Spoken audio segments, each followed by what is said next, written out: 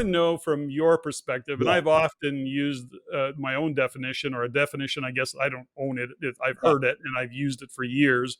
How do you, or what do you define integrity as? How do you define it in a way that is easy to understand? Yeah. Because it seems to be a very misunderstood word. Yeah. Well, let's talk about what it isn't. It's not morality. No.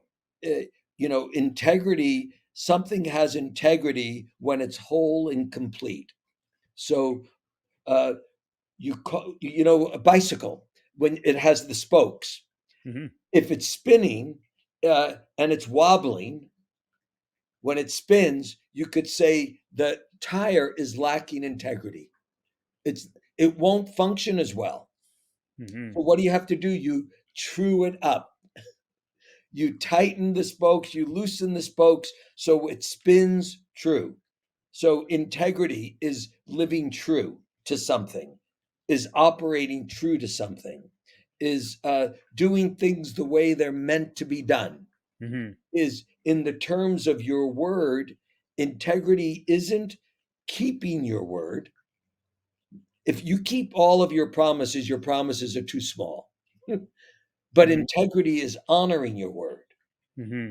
So if I give my word to increase performance by 5% in this quarter, Hmm.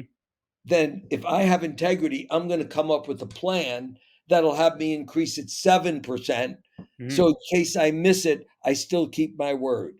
If it Hmm. gets towards the end of the quarter and I'm not going to hit my 5%, integrity is telling, hey, Patrick, I promised 5%. I'm going to end at 4.2. Hmm. I want you to know that's not what I promised, but I'm Hmm. not going to keep it. And here's what I'm going to do to compensate, to make up for not keeping it. So it's not about keeping your promise, but it's about honoring your word. And when it's like if you're going to be late for a meeting, you don't just show up 20 minutes late. Good, I'm in traffic. I'm going to be 7 minutes late. Hmm. Letting people know when you're not going to be keeping your word is part of what operating with integrity is. So let me bounce some things off you. So I Yeah. hear what you're saying. And when I hear what you're talking about, I look at that as integrity is being and keeping your word, doing what you say you're going to do, as a statement of character as well. Beautiful. Beautiful. Agreed. Okay. So I want to take it to the next level. I always hold, I don't want to use those words. I hold integrity Yeah.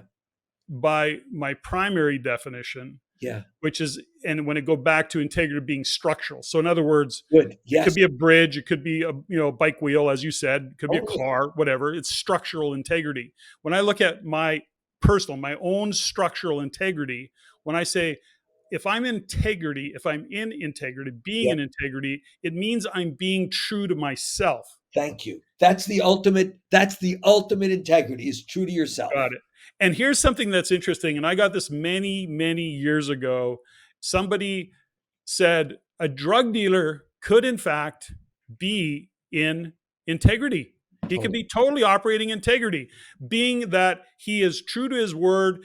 When he says, I'm going to do this, he does that. When he sells you this and says it's 90%, blah, blah, blah, it is that. He is totally in integrity with who he says he is. However, one place where he's not or she's not in integrity is as a citizen. Right. Would you class that as moral integrity, No, perhaps? no, because for Societal integrity. societal integrity. As a Right. member of society, that person lacks integrity. But Yeah. you've often heard there's honor among thieves, right? They have Sure. their own code. They have their own code for sure. So within that culture, they're operating with integrity, but as members of society, they're not. Yeah. And I With think, no moral judgment on it. Because as mhm, soon as they legalize that drug that they're selling, now they're operating with complete integrity. it really is interesting. So, Well, but let's do one more because a lot of people on this call are in relationships. mhm, So, what does it mean to operate with integrity as a father, mhm, as a mother, as a son, as a daughter, as a partner? mhm, Well, it means you have clear agreements that you've aligned on, and you're honoring them. And when you know you're not, you're responsible for communicating and cleaning up the mess. Mhm. Here's a fundamental that I think when we go back to integrity, and Yeah. these are lessons that I've learned. Yes. You're familiar with some of them, but certainly when understanding, okay, purpose, when understanding operating system, when literally being cognizant of living true to your values. First off, you have to know what your values are. Yes. So you may be operating out of integrity and not even realize it because you're not clear on your values, yet they're deep down, I, right?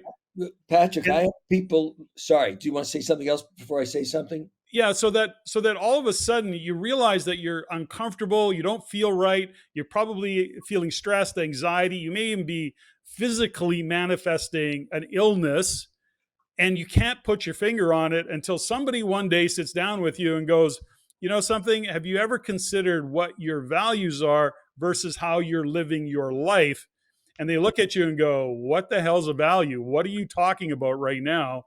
And the next thing you know, a whole door opens up to understanding your life in a way more meaningful way. It's so great. When I'm working with executives, oftentimes, or middle level managers as well, I'll have them spend a whole, a week in between sessions identifying what's their purpose, what are their values, Hmm.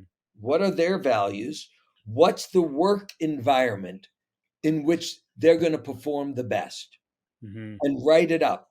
It's almost like their mission statement. This is my purpose. These are my values. This is the way that I work, and this is the environment I work best in. And then we look: are they working in the right place? Because if Hmm. what their values are different than what the owner's values are, the corporate values are, they're probably not going to be at home there, Hmm. and they're not going to be there. They're not going to do their best performance. People who are doubting the leader of the company aren't going to be usually the best performers Hmm. because they're questioning whether they're in the right place or whether they have the right boss. It's so interesting, isn't it, that when we consider in that space, when you think about, and I've employed hundreds of people over the Yep. year, and you've worked and coached thousands of Yes. people, of employees, as Yep. as well as business owners. Yep. But you really start to understand that you can go through life hating your job every single day, grinding it out, thinking that's what it is, Yep. complaining about what's happening at the pointy end of the spear, and literally not aligning with the values of the management team and or the owner. For whatever reason, you just don't align, but you grind it out. Mhm. That's living a life out of integrity, because you're not being true to who you are, and who you are is not that. It is not being that way. And I shine a light on it because I see it all the time, because I've happened to be working with it. Is I see it in the government all of the time. I see government bureaucracy, and I see those individuals, the rank and file, just grinding it out, but they're got the golden handcuffs at the end of it. I'm going, seriously, you're going to live your life this way for 30 years I just so know. you get a pension? And then what? Crazy. It's It's crazy. crazy. It is crazy. My part of my work, part of my intention is that people have the experience when they're going to work that they're getting paid to be themselves. Hmm. And if they can't create that in their job, I help them to engage in a serious conversation is, are they in the right job? Hmm. Life's too short not to enjoy it and not to be fulfilled. That whole notion that it's going to be better later, it's going to be better later is, Yeah. I'm not interested in playing that game or seeing too many other folks play that game. But here's the thing, Alan, and I'd like to kind of unpack this a little bit with you, Great. because you've worked with so many owners, as have I, and I've Yep. been an owner. I've been in this position, And as still I'm are. sure Yep. you have. Um, you get an employee, and you all of a sudden you get clear on your business, where it's going, what it's doing, the culture, the alignment, the environment. You get a team all going one way, and then ultimately it always seems the star pupil, the star sales guy, the star accountant, or whatever it might be, he's, you're in there doing a waltz and he wants to do the foxtrot or he wants to do a little rap. It's like, no, that doesn't fit. And the next thing you know, you got to let go of one of your best people. And that is painful. It How the is. hell do you handle that? By swallowing the bitter pill. It's Mm-hmm. painful. It is. Or by knowing and telling the truth about it, that you're compromising. Mm-hmm. I'm compromising, and I know I'm compromising, and I'm going to compromise for 6 more months because Mm-hmm. I'm unwilling to take the risk of letting them go and watching the profit go down and whatever. But here's my plan B. I'm looking for people. I'm going to get the right person to replace them. But for now, I'm compromised. In other words, I'm not going to be cut off my nose to spite my face. I know, but you got to tell the truth about it. Now I'm working with one company where they're not telling the truth about it. There is someone who's in a senior position who isn't honoring their values. They're just not. But Mm-hmm. they're counting on him for his results. And that's a choice an owner gets to make. Mine is not to judge. Yeah, Yeah, I guess as here's my belief, and yeah, I'm probably full of shit, but I'll say it anyways, yeah. is that in my experience, I've done both. Yes. I've kicked the can down the road, put it off, and that was really expensive. Yeah. And Yes. it was costly. I'm Plus, familiar. I'm familiar with one of the times you did that. yes. And and I'm out of integrity that whole time, really. And you were suffering. And just because I know it doesn't make it right, you No, know? And and and you and were the suffering. reality of it is that, and I know even on a sales, and I've seen this, had this experience in a couple of my businesses over the years, where you get rid of that kind of misaligned. I don't want to make them wrong because No, it's not it's that they're wrong; they just don't listen, fit. they have different values. They'll probably thrive in a totally in another environment. They'll rock the world. Good for you. But here's the other thing: is I believe what I've come to believe on both sides, whether you're the owner or the person that's working in that environment. Rip the frickin' band-aid off and create the space for the universe to do what the universe does, and that is fill the void with the magic that we are aligned with, because it just can't help but show up if you stay true to it. That's I, my philosophy. What's your thoughts? I agree. You and I love each other because we have very similar philosophies. But you can't tell someone to do that. No. Uh, you can model it. You can do it yourself. But the guy or the gal who's running the company, if they find it, they've got to learn it for themselves that that's the best way to go. Mm-hmm. And sometimes you only learn it by yourself by doing it the wrong way a couple of times and seeing it didn't pay off. And I can tell you that in my 40 years of business, it seems all of my lessons are the hard way and the most expensive way. That's what it seems like. I know it's not the truth, but today that's what it feels Some like. of us, some of us have harder heads than others, and it takes more work for it to Uh, get through. oh boy. But it's important, I think, to have these conversations and to really kind of self-assess. One of the things that I think is, we kind of, I think this many years in, the people we work with and how we've evolved, what do you do when you're working with somebody and you're trying to bring them to just creating, I think the first part of any journey starts with the awareness that you need to go on a journey, Yes, good, good. you know, and Yeah. self-awareness, it seems people are not as self-aware as we think they would be, or because we live in this, I don't know, I find that I'm in this constant world of self-assessment and self-awareness and trying to improve and be better and kind of looking at what I could have done better, whatever the story is. And Yep. I know that many of our clients are that way as well, but it's not all that common. And Oh, people don't want to, many don't want to go on the journey. What the it's hell's with uncommon. that, Alan? It's Come on, uncommon. you're older than me. Tell It's me what's with that. it's uncommon, and our job is to make it more common. Mm, But it's uncommon. mm. It, It is again, uncommon. going back to education, it's not that you and I weren't raised to be self-aware. We weren't Hmm. raised in that environment where that was valued. we had an experience at whatever age we did that went, aha, that's the answer. Hmm. Being more aware, being more aware, being more aware. And we both started playing that game, knowing that it's a game that has a mountain with no top. Yeah. Yeah. No top. And it, yeah, there is no end to that game. Yeah. The, the thought process, when I think about, the different bodies of work that you've done, and that you've shared some of your insights with me over the years, and that we've done it, there is no point of entry for anybody. There's tools that you look at, and but you have to kind of discover what you're bumping up against. One of the books that I know you're familiar with. And I'm just, gosh, I could name dozens of them as you could, but Yep. a book that showed up for me is Untethered Soul. Sure.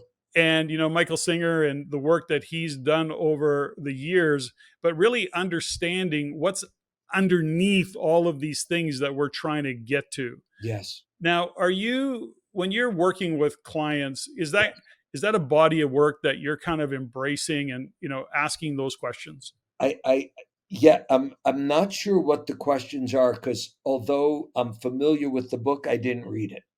Okay. Okay, even though it's been recommended by many. Yeah. So now I already have it on my list of books that I ought to read someday, but I'm not, so I don't have to even write it down again. Uh, but there are fundamental questions, and there is there's a guy out of Harvard. He taught at Harvard Business School, and he looked at executives, and he said extraordinary executives, the leaders of the leaders in the executive field, they've all had what he's called a crucible moment. Mhm. And for some of us, that's what it takes to turn towards self awareness. So he defines a crucible moment where everything fell apart.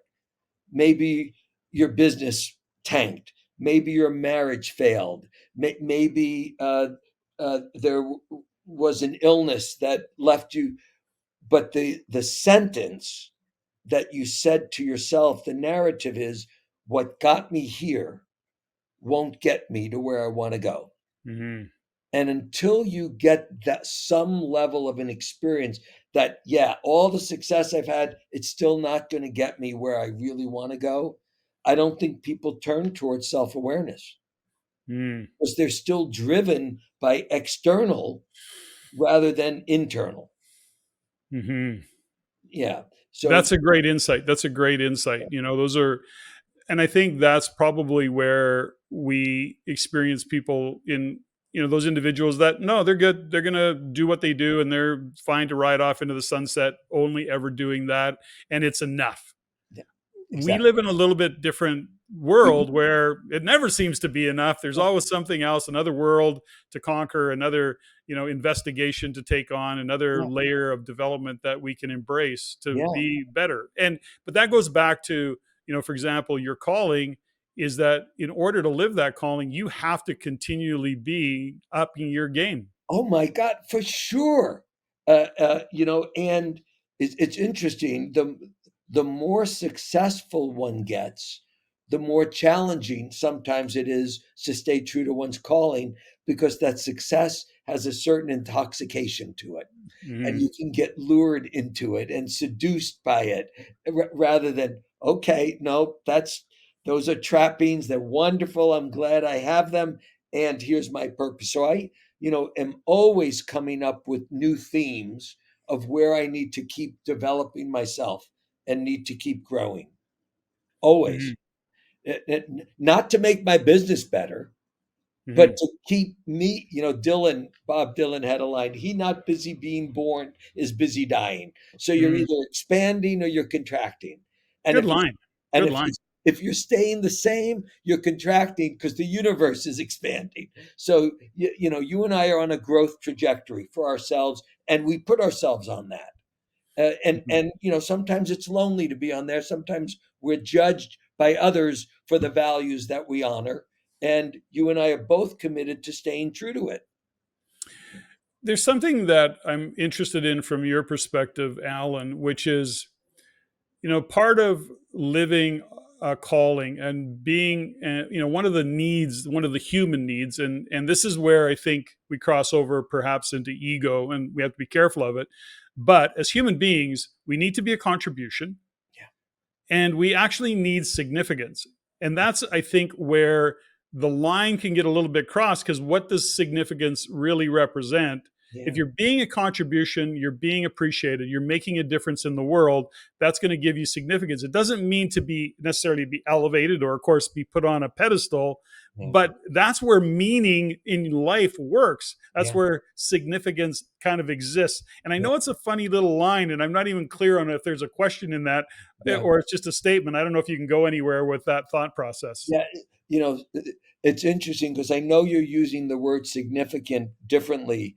I've always, looked at significance as heavy, but I Mm. know you're not meaning it as heavy and No. weighty and oh, you're loaded with significance, but it's other uh, people appreciating yes. the difference you're making. Yeah. And, I think as uh, employers or managers, creating an environment where the people in it feel appreciated. It's Mm. not just what you want from them, but you're creating this learning environment Mm. where mistakes, it's okay to make mistakes because we there are opportunities to learn, and Mm. where people are validated for what they provided. I think that's critical for having healthy workplaces and, on the personal level, healthy relationships, you know? Yeah. It's I think that's I love what you gave me there, because what I'm going to take away from that is, that the word, yeah, I think you, and I want to go back to it, is, appreciation Yeah. is another way. That's really actually, I think, what I meant when I'm talking about significance. That's It's what I really heard. about That's what I heard. appreciation and perhaps validation that Yeah. I matter. That totally. And on the one hand, on the journey that we're both on, we want to be able to generate that experience independent of, what's going on around us. To get biblical again, yea, though I walk through the valley of the shadow of death, I fear no evil. You know, Mhm. one of the lessons I continue to have to learn, and I've learned it to a degree, but I'm not saying I'm done with it, is when I'm not being perceived by people I care about the way I want to be perceived. Mm. I think they're judging me, and their judgments are wrong. And I have 20 people who agree, but it still matters when that one person sees me that particular way.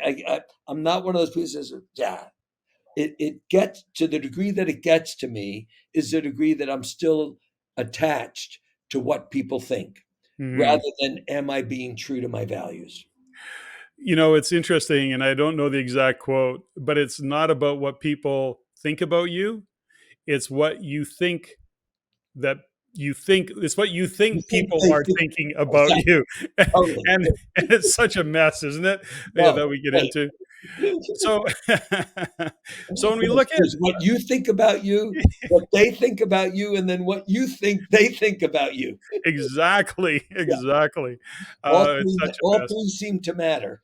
Yeah, humans, we're such a mess.